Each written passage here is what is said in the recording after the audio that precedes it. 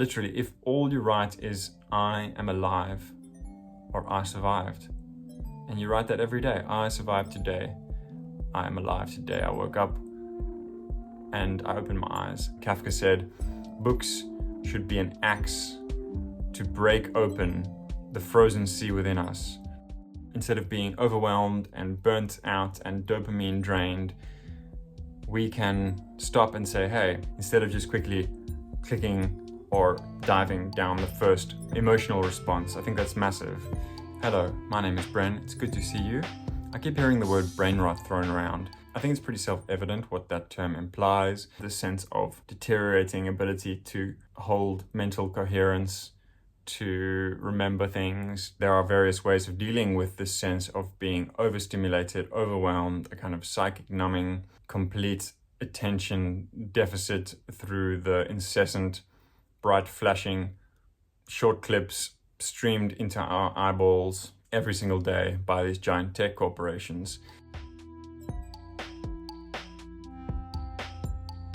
I want to offer my own personal anecdotal antidote to this horrible barrage of the TikTokified dopamine burrito shoved down our throats every waking minute. This sense of brain rot, I think, gestures towards a mental state. I just want to point out the embodied side of that phenomenon before we move on to my basically two-step approach or strategy to thwarting that overwhelmed sense of distraction. Carl Bladeau and Jennifer Ladino, in the introduction to their book titled Effective Eco-Criticism, they highlight this horrid practice that I think we are sometimes not consciously aware of, that emotion recognition startups help tech giants to pinpoint the emotional states of individual consumers, while other companies amass composite moods using biometric data at sporting events and movie theaters.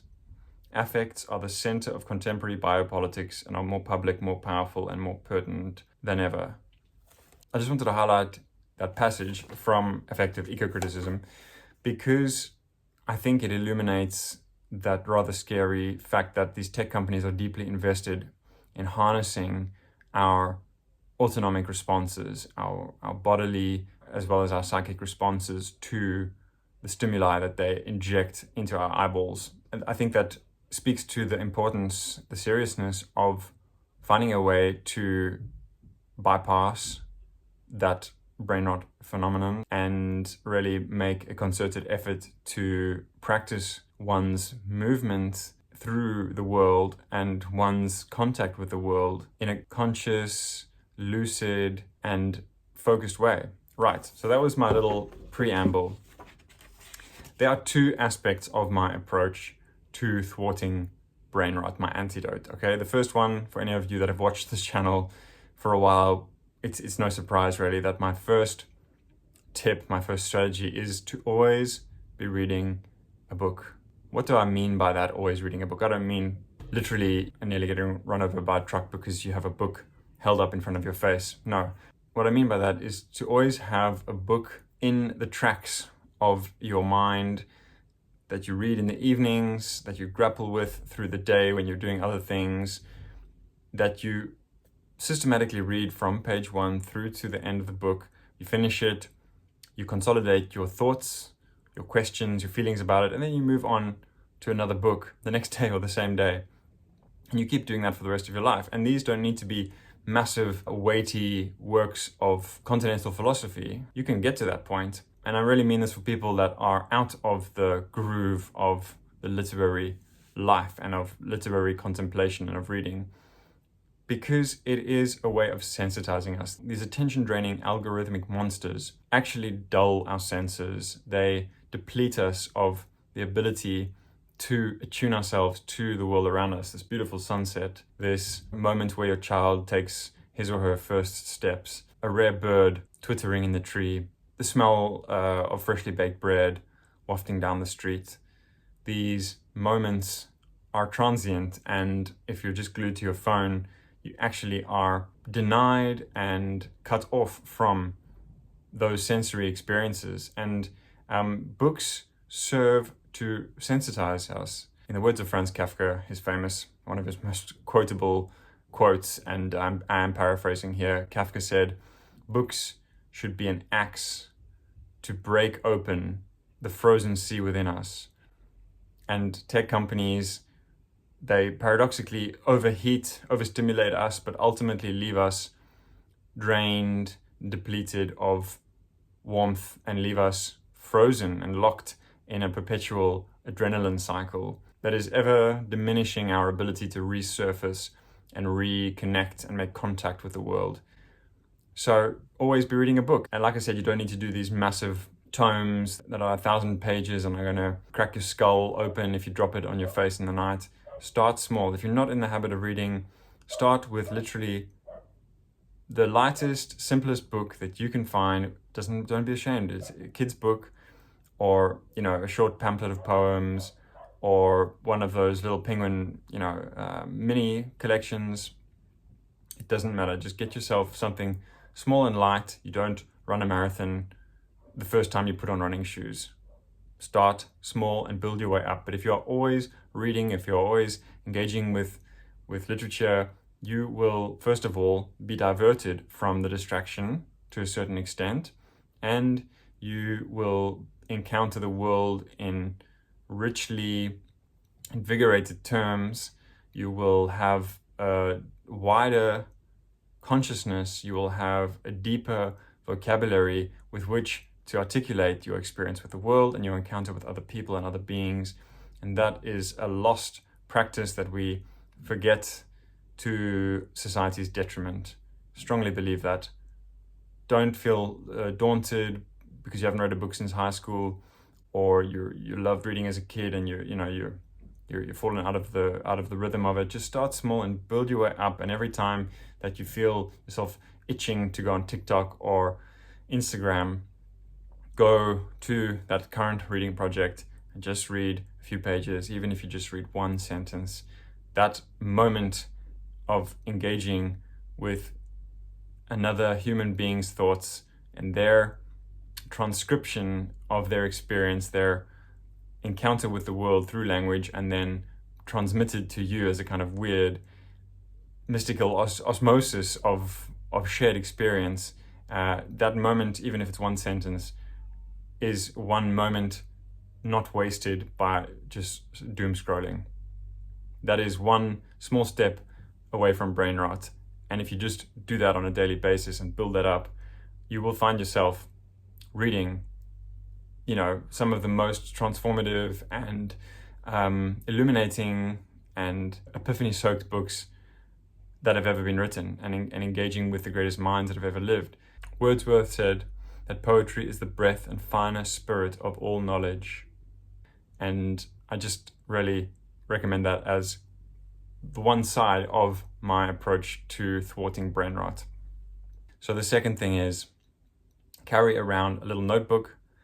I'm going to show you this one here. I wanted to really delve more deeply into this one, but I think it got wet, and you can see that there's like flakes of old leathery book covering crumbling off.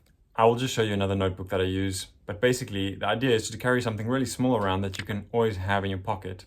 And when you feel that urge to scroll, to dive into TikTok or Instagram or any of the other platforms, maybe if YouTube Shorts are an issue for you, then the same could be said for YouTube.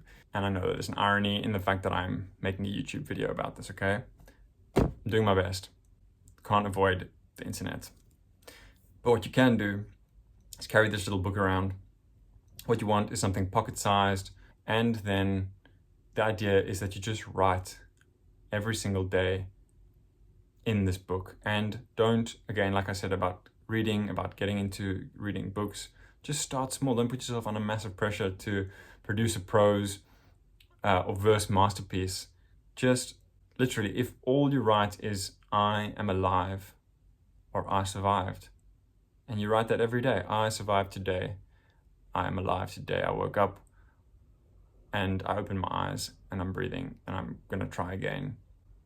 Just start on the most micro scale and just go from there. It's not a performance, it's not a competition. There's nothing showboating about this. It's very private and intimate and purely personal. but it will help you to interact better in an interpersonal capacity, in a social, societal, and human capacity. Okay, start small, but write every day. And when you feel that urge to scroll, what's going to lead us to brain rot, put aside your phone and consciously take this booklet out of your pocket and just write the first thing that comes to your mind. Like I said, even if it's just one line. But as you do that, as you make that a practice and a habit, you will start to expand. And you can put down the qualia of experience, the little strange curlicues of your human experience, something weird that you heard when you were out for coffee, a funny anecdote, the sound of a particular bird that you don't know, or what you ate for lunch. Make lists. Susan Sontag is one of the greatest intellectuals of the 20th century, and she was obsessed with lists. She wrote long lists of things that she liked. Barely furnished rooms, candy floss, dark chocolate, French films, fish and chips, Shakespeare, Sylvia Plath, long walks. Just write down these lists. It's actually a great starting point to write lists, because you don't need to feel that anxiety about I'm struggling with my grammar or my syntax. It's okay, just write lists. Start as small as possible and just take it from there. It's not about producing a masterpiece. Like I said, it's about bypassing, about rejecting that itch to scroll, that doom scrolling, that brain rot kind of feel. That is what we're trying to avoid here. Get one of these books. You can also write down quotes. And I'm going to just, once I've talked about this component of my anti-brain rot strategy, my brain rot antidote, I will maybe just try and pull out some things from my head that are the product of years of this practice. But just write down quotes. I often have in the beginning, in the opening pages of these notebooks, just quotes that I've encountered in my reading, or in songs that I like, or wherever, on YouTube, elsewhere. Put those quotes down. Every time you open that book, you will see that quote until it becomes a part of your bloodstream, a tattoo beating in your veins. Okay, interesting words. Words are the tools that expand what is thinkable, our ability to cohere the varied noise of the world, of raw experience, of raw data. And the more words you have at your disposal, the more finely you're able to make sense of, evaluate the world and your experiences and the things that you encounter. And that gives you greater discernment, wisdom, a suppleness, a dexterity in the way that you process and articulate your encounter with the world. Write down new words. It's a lovely practice. Write down interesting quotes. Write down the most simple, low entry kind of human expression you can. I am, I exist. Just do that, okay? And take it from there. And it's about, it's low expectation, high repetition is what I'm trying to say, I think, in a nutshell. You are just trying to establish the practice, the habit of doing this, not trying to be massively eloquent. Okay. Some of the most fascinating things that you will look back on, like I've got tons of old diaries and notebooks.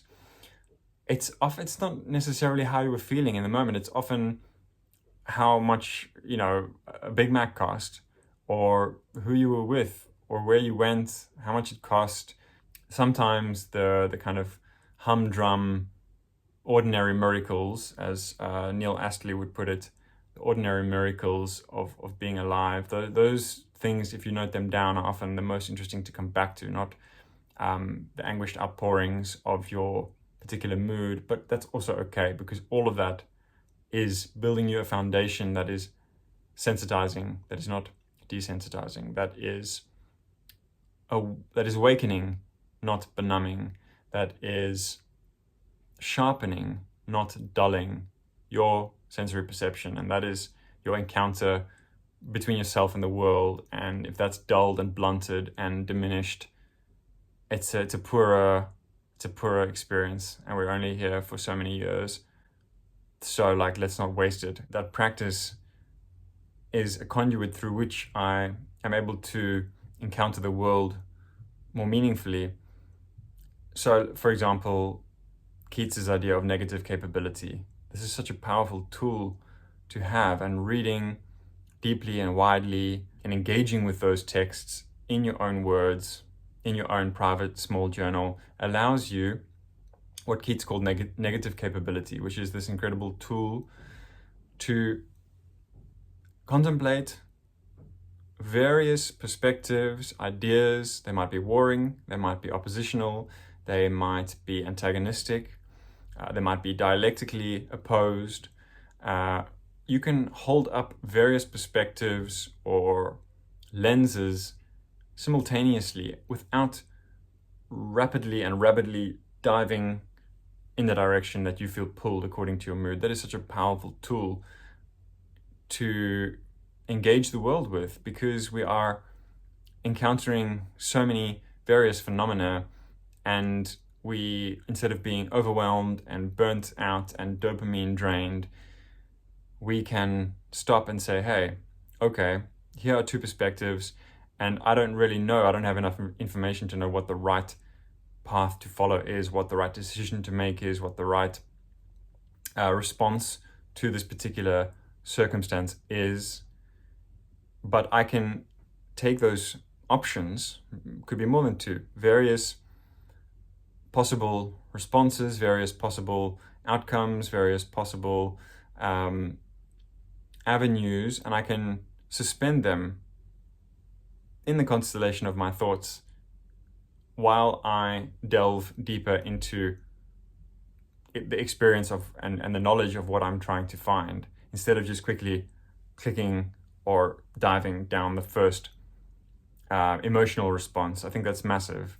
Some poems have just stuck with me, for all my life. Sometimes you feel lonely, and I think of this poem by James Tate, American poet James Tate. I am going to paraphrase again. It's just such a... Anyway, let me not spoil it by explaining it away, right? Okay. I thought I knew what loneliness was.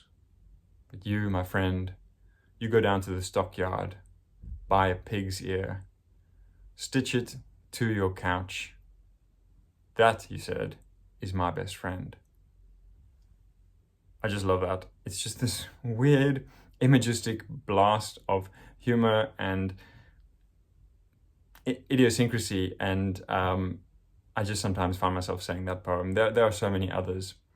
Dylan Thomas, 24 years, remind the tears of my eyes, bury the dead, for fear they walk to the grave in labour. In the groin of the natural doorway, I crouched like a tailor sewing a shroud by the light of the meat-eating sun.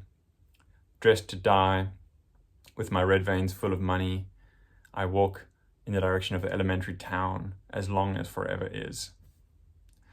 I paraphrased, I didn't quite get it right, but the idea is that by always reading books, mostly what I think are the greatest works of literature, and always engaging with them by writing things down, by making notations and ruminations on these great works, by making a practice of that, these things, I imbibe them. They become a part of the marrow of my being in the world. They become the oxygen in my lungs. And I think I don't do this. Some people might misconstrue what I just did by citing a few half-remembered lines. I don't do that to show off at all. I'm just a normal guy. Anyone that practices this approach to engaging with the world, to bypassing, to avoiding, to, dare I say, decimating brain rot, anyone that does that will eventually, over years, will eventually be transformed, I think, or at least modulated to a better version of themselves, a more awake, a more empathetic, and a more alive connection with the world. And it's standing on the shoulders of giants. That's, I didn't write those poems that I just quoted. I'm just engaging with them like wise friendships, like songs that console me and that grant me a fuller human experience. Brain rot dilutes us, but engaging with great works of literature dilates us. It sharpens our consciousness, our awareness, our sympathy and our empathy, and our sensory perception. All right, that was that was my antidote to brain rotting. Please let me know down in the comments your own experience with this modern phenomenon of overstimulation and the sense of deteriorating ability to hold mental coherence, to remember things, to see calmly and clearly your surroundings and not be continually thinking about social media and the latest hype and trends and whatever. Do you have other techniques? What do you think of my sort of two facets of my approach, my antidote to brain rot? Would love to hear from you guys. Just say hi down below. What books have you read recently that floored you, that astounded you? I would just always really love hearing from you guys. Thank you for watching and speak to you all soon.